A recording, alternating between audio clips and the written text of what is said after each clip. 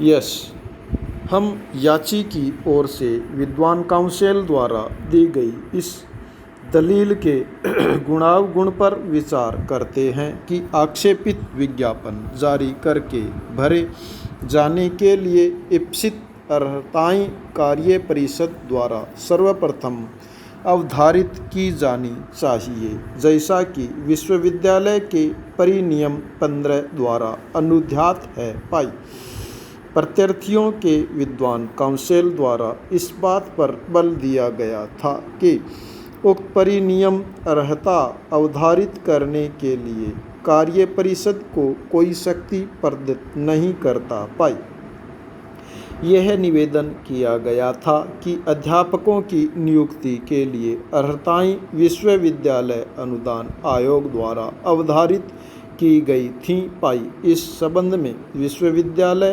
अनुदान आयोग अधिनियम 1956 की धारा 26(1) का अवलंब लिया गया था। पाई पूर्वोक्त अधिनियम की धारा 26 की उपधारा 1 के खंड में यह अनुध्यात है कि आयोग उक्त अधिनियम और तदधीन बनाए गए नियमों के अनुरूप विनियम विरचित कर सकता है, जिनमें वे अर्हताएं परिभाषित की जाएंगी जो विश्वविद्यालय के अध्यापन कर्मचारी वृंद के नियुक्त किए जाने वाले किसी व्यक्ति से विद्या की उस शाखा की ध्यान में रखते हुए जिसमें उस व्यक्ति द्वारा शिक्षण दिया जाना प्रत्याशित है, सामान्यतः अपेक्षित है। पाई हमारे मतानुसार यह दृष्टिकोण अपनाना संभव नहीं है कि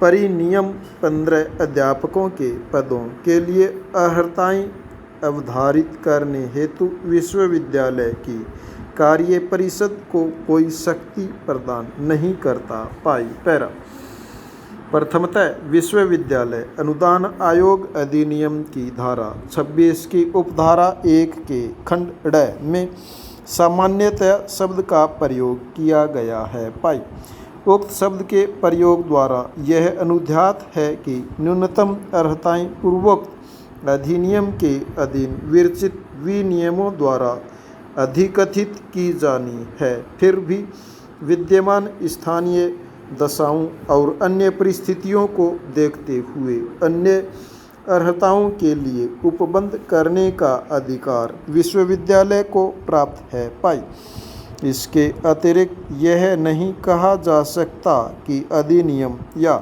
उसके अधीन विरचित परिनियम और अध्यादेश में अध्यापकों की अर्हताएं अवधारित करने के लिए कोई उपबंध अंतर्विष्ट नहीं है और ऐसा विश्वविद्यालय अनुदान आयोग अधिनियम के अधीन विरचित विनियमों द्वारा इस मामूली कारण से प्रथम बार किया गया था कि उक्त अधिनियम 1956 में अधिनियमित किया गया था और काशी हिंदू विश्वविद्यालय अधिनियम 1915 में पारित किया गया था। पाई विश्वविद्यालय के परिनियम 15 की परिधि और उसके अर्थ का पता लगाने के लिए उक्त परिनियम के खंड 1 और 2 को उद्धृत करना उपयोगी होगा, एकमात्र जिसका अवलंब पर पक्षकारों के विद्वान काउंसिलों द्वारा लिया गया है। ये इस प्रकार हैं।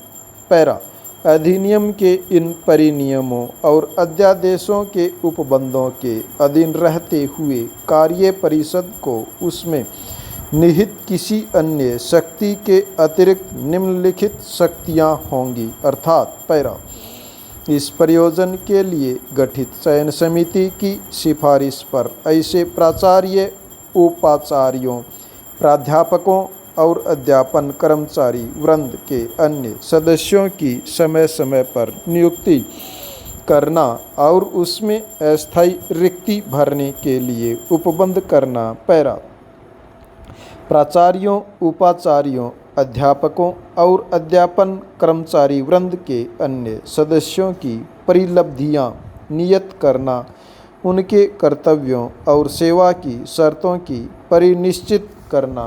पैरा परंतु यह कि विद्या परिषद की सिफारिश पर विचार किए बिना अध्यापकों की संख्या, अर्हता और परिलब्धियों के बारे में कार्य परिषद द्वारा कोई कार्यवाही नहीं की जाएगी। पाई पैरा पूर्वोक्त उपबंधों के सरल पठन पर, विशेष रूप से खंड 2 के परंतुक के पठन पर संदेह की कोई गुंजाइश नहीं रह जाती कि कार्य परिषद को प्राचार्यों, उपाचार्यों, प्राध्यापकों और अध्यापन कर्मचारी वृंद के अन्य सदस्यों की अर्हता अवधारित करने के लिए सशक्त किया गया है। पाई बहरहाल अर्हता का अवधारण विद्या परिषद की सिफारिश पर विचार किए बिना कार्य परिषद द्वारा नहीं किया जाना है। पाई पूर्वोक्त परंतुक को प्रभावी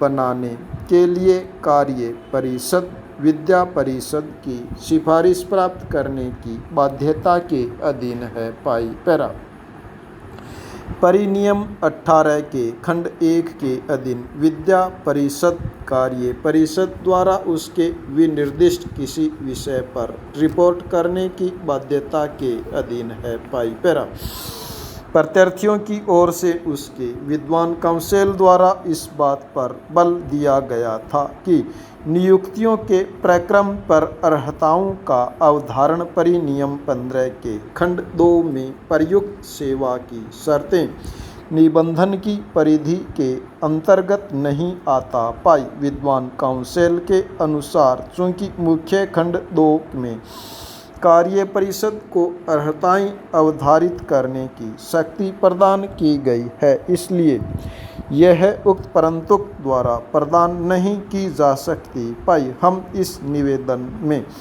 सहमत होने में कठिनाई अनुभव करते हैं। पाई लिली कुरियन बनाम सिस्टर लेविना और अन्य वाले मामले में रिपोर्ट के पैरा 13 में निम्नलिखित अवधारित किया गया था। पाई स्टॉप।